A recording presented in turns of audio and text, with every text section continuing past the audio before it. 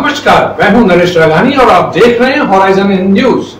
आइए देखते हैं आज की बड़ी खबरें। 2.5 करोड़ रुपए की राशि के गबन में अन्नपूर्णा और उसके साथी को भेजा न्यायिक हिरासत में। आलीशान जिंदगी जीने के लिए उड़ाए अजमेर डिस्कॉम के 2.5 करोड़ रुपए। अजमेर डिस्कॉम में 2.5 करोड़ रुपए की राशि के गबन में आज अन्नपूर्णा और उसके साथी अमित वर्मा को न्यायिक हिरासत में भेज दिया गया है। कुछ दिनों से अन्नपूर्णा और उसके साथी दोनों ही रिमांड पर थे और इनसे 2.5 करोड़ रुपए की रिकवरी को लेकर पूछताछ चल रही थी। अन्नपूर्णा ने आलीशान जिंदगी जीने के लिए और अपने घर के कर्जे चुकाने के लिए अजमेर डिस्कॉम के 2.5 करोड़ रुपए फूंक दिए। आरोपी अन्नपूर्णा को आज रिमांड की अवधि और पैसों की पूरी जानकारी होने पर किशनगंज थाना पुलिस ने आरोपियों को अदालत में पेश किया, जहाँ अदालत ने आरोपी अन्नपूर्णा व उसके साथी अमित को न्यायिक हिरासत में भेजने के आदेश दिए। जी बताइए, आज ये अन्नपूर्णा को जो कोर्ट में पेश किया गया रिमांड के बाद में, इसमें क्या रहा है? इसको रिमांड के लिए पेश किया, इसको और अमित को दोनों को इनके वकील साहब ने इनकी जमानत की अर्जी लगा रखी है। जब तक जमानत की अर्जी पे कार्रवाई नहीं होगी तब तक के लिए अभी कोर्ट ही हम आफ्टर मजिस्ट्रेट साहब जब डिसीजन देंगे तब उनको जेसी के लिए ले जाएंगे, जेसी भेज देंगे। आपका नाम सर? वीडी शर्मा, थाना किशनगंज, सब इंस्पेक्टर। पुलिस विभाग ने पेट्रोलिंग टीम को दी नई 4 बाइक। पुलिस कप्तान को राष्ट्रदीप ने दी बाइक। बाइक्स में लगी है आधुनिक लाइट्स और वायरलेस। आज पुलिस कप्तान के दफ्तर के बाहर पुलिस विभाग द्वारा पेट्रोलिंग टीम को 4 नई बाइक दी गई। पुलिस कप्तान को राष्ट्रदीप इस मौके पर मौजूद रहे। पुलिस कप्तान ने बताया कि इस बाइक में आधुनिक लाइट और वायरलेस सिस्टम लगाए गए हैं। फिलहाल 4 बाइक टीम को दी गई है। कुछ समय में और भी इसी तरह की बाइक तैयार करवाई जाएगी।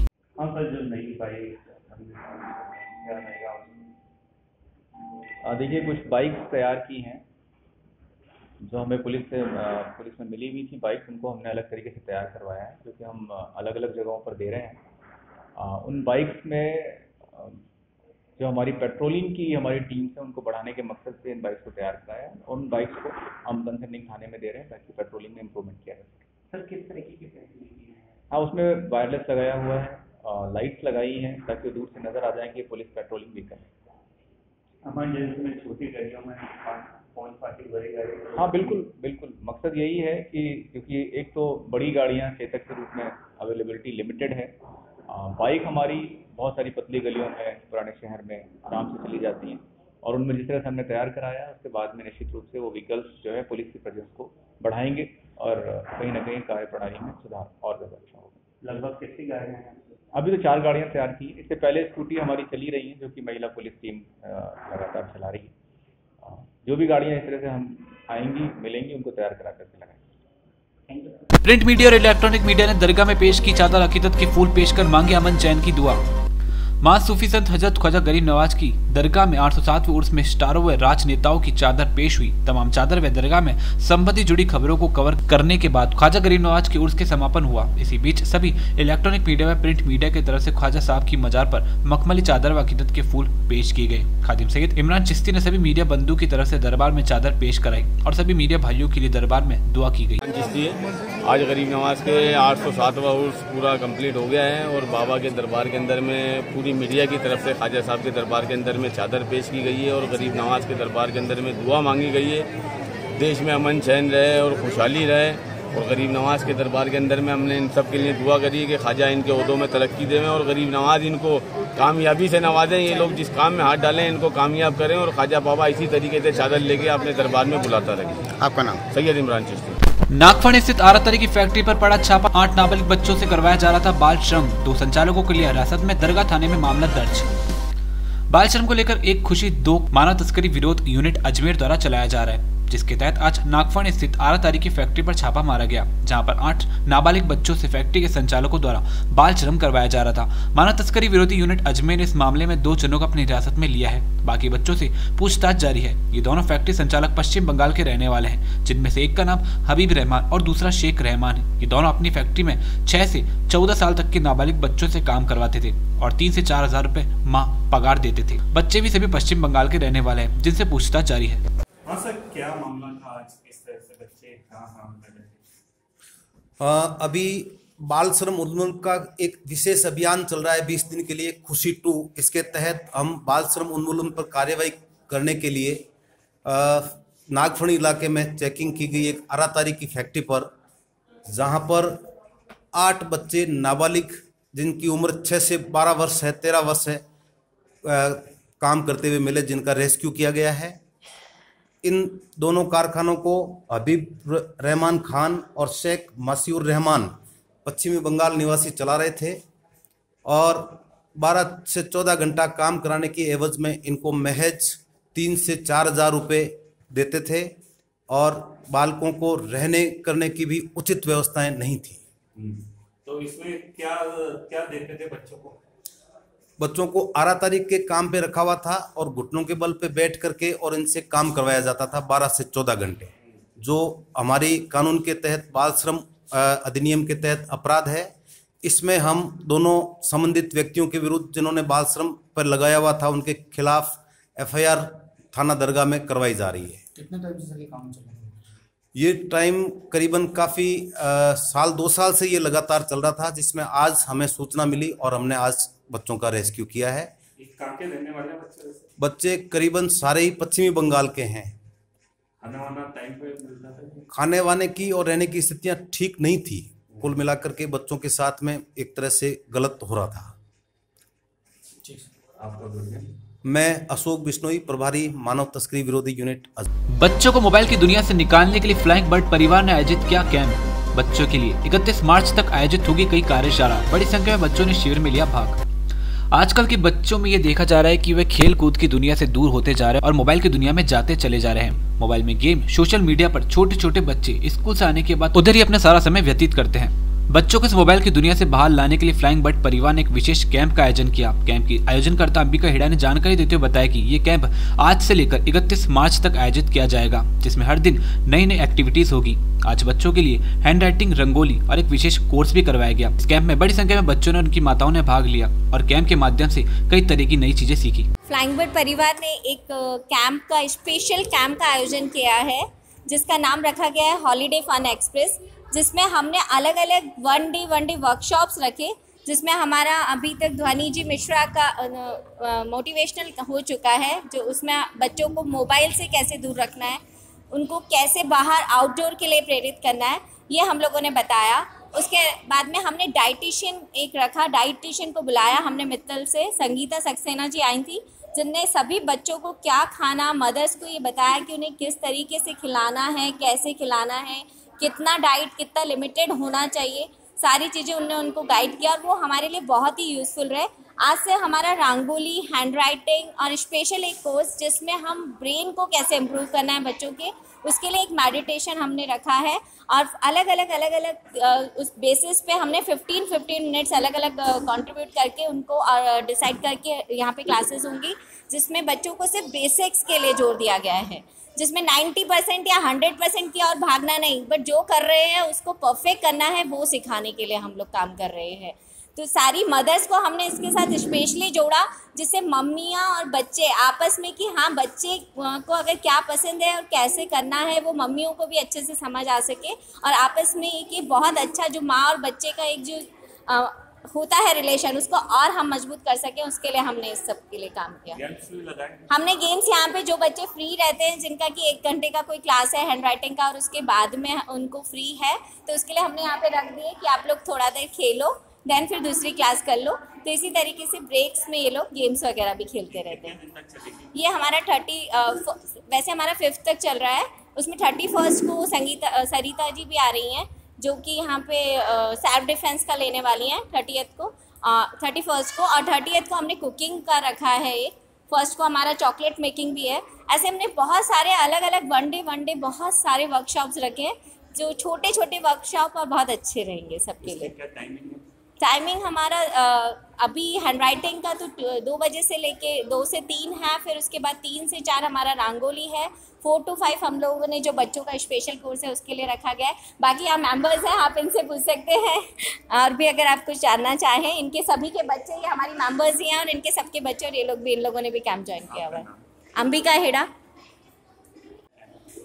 बच्चों को जैसे मोटिवेशनल स्पीच में बताया गया था कि मोबाइल से दूर रखने के मतलब बच्चे किस तरीके से दूर रहे और उसके क्या बेनिफिट हैं, तो बच्चों को कुछ चेंज आया है बच्चों में। बच्चों ने मतलब अवेयर हुए हैं कि हाँ मोबाइल का यूज़ ज़्यादा नहीं करना है, तो अच्छा मतलब रिजल्ट है बच्चों के ऊपर। शिल्पा राजा। हाँ बताइए किस तरह से क्या क्लासेस? मैं यहाँ पे हैंड राइटिंग इम्प्रूवमेंट की क्लासेस ले रही हूँ और बच्चे काफ़ी अच्छा कर रहे हैं, काफ़ी अच्छा लग रहा है बच्चों को कि हाँ हमको इम्प्रूव करना है हैंडराइटिंग, उसके लिए बच्चों में काफ़ी अच्छा इंटरेस्ट है। साउथ फिल्म अभिनेता और डायरेक्टर विघ्नेश शिवन ने की दरगाह ज़ियारत, चादर पेश कर मांगी अमन चैन की दुआ। साउथ फिल्म अभिनेता और डायरेक्टर विघ्नेश शिवन अजमेर शरीफ पहुंची, जहां उन्होंने अपने मित्रों के साथ सूफी संत हजरत ख्वाजा मोइनुद्दीन हसन चिश्ती की बारगाह में अकीदत की चादर पेश कर अमन चैन की दुआ मांगी।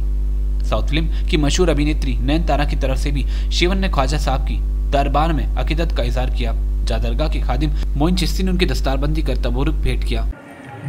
आज साउथ इंडियन टॉलीवुड इंडस्ट्री के डायरेक्टर विघ्नेश शिवन जी बारगाह हुजूर सरकार गरीब नवाज़ में हाज़िर हुए और काफ़ी उन्होंने मूवीज़ की हैं, काफ़ी हिट मूवीज़ की हैं, कुछ प्रोजेक्ट और भी चल रहा है उनके आगे, तो उसकी कामयाबी के लिए यहाँ पर हाज़िर हुए थे दुआ के लिए और बारगाह में दुआ की, गरीब नवाज़ उनको कामयाबी के साथ अपने कदमों में तलब फरमाए।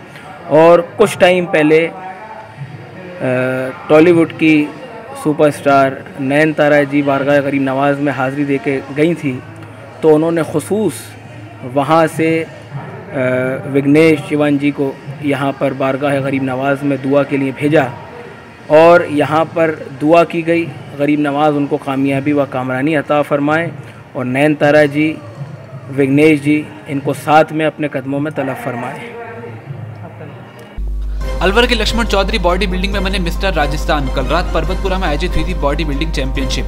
बॉडी बिल्डिंग एसोसिएशन की ओर से कल रात पर्वतपुरा में बॉडी बिल्डिंग चैंपियनशिप का आयोजन हुआ था, जिसमें कई बॉडी बिल्डर्स जो राजस्थान के अलग अलग जिलों से आए थे, उन्होंने भाग लेकर अपनी बॉडी का जलवा दिखाया और मिस्टर राजस्थान के खिताब को अलवर के लक्ष्मण चौधरी ने अपने नाम किया। लक्ष्मण ने बताया कि उन्होंने 3 महीने से रोटी नहीं खाई और 15 दिनों से पानी नहीं पिया, केवल इस प्रतियोगिता के लिए। क्या आज कहाँ पर कॉम्पिटिशन था? 6 महीने से मेहनत कर रहा हूँ मैं। 15-20 दिन से पानी बंद कर रखा है, 3 महीने से रोटी बंद कर रखा है मैंने। पहले भी मैं इंडिया चैंपियनशिप का दिल्ली में हारी हुई है, सारी स्थान है। ये कौन सा लेवल का था? आज ये किस जगह पे कार्यक्रम रहा?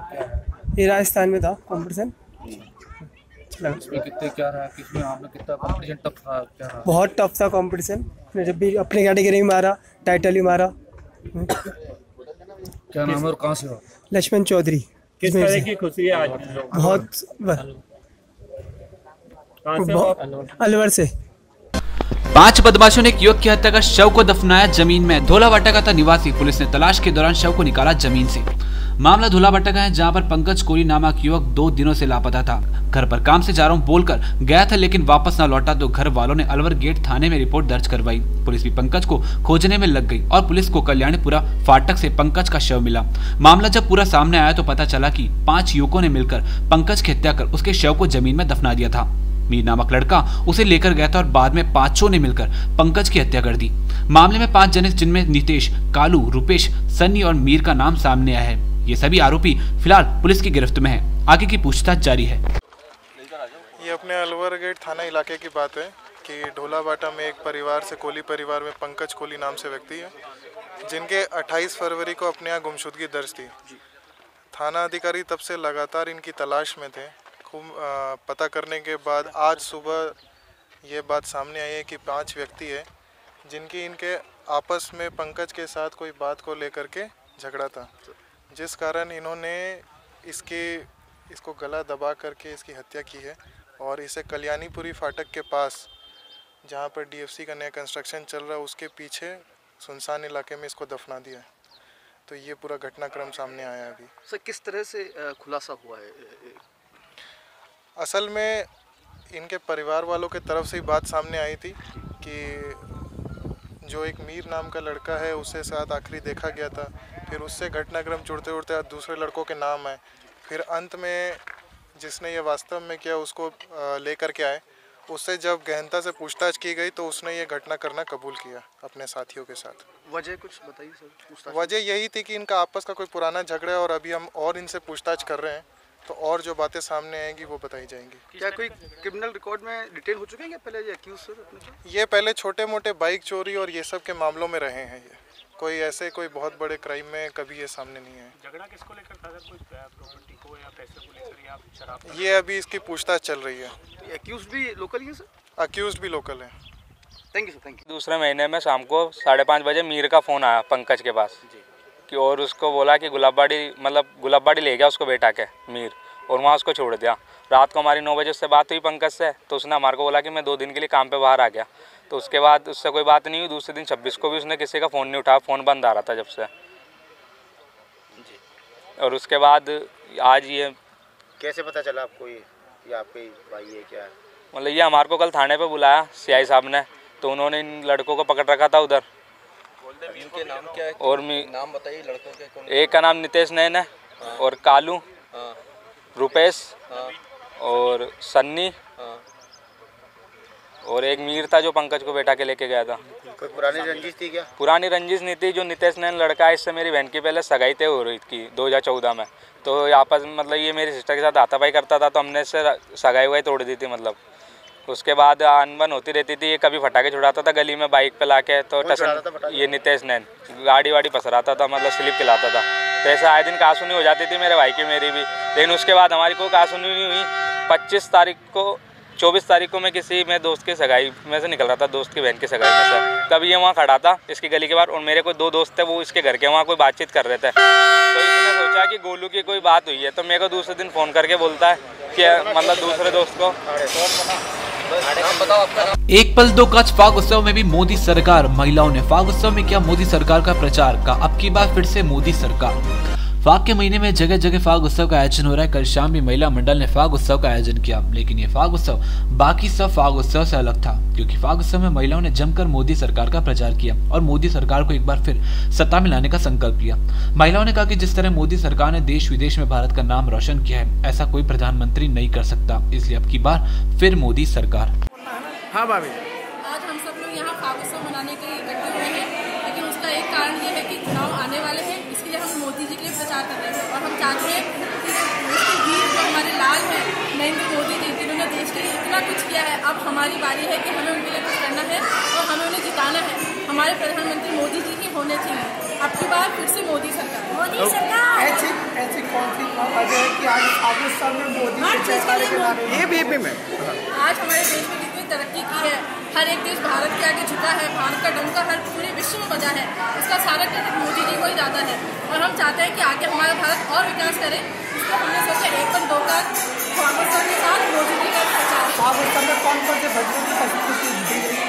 यहाँ पे मुख्यतः गणेश वंदन नरेंद्र मोदी और नरेंद्र मोदी के लिए हमने 2 भजन तैयार किए, जिनमें से एक तक गूंज रही है लहर मोदी जी की पूरे संसार में, लोकसभा में वोट दीजिए मोदी जी को ही देना है। और दूसरा हमने गाया था कि भारत माँ के सच्चे लाल, तू इतना ना करियो कमाल, नजर तो ही लग जाएगी। आपका नाम? खबरें विस्तार से पढ़ने के लिए लॉगिन करें horizonn.com। सच के साथ।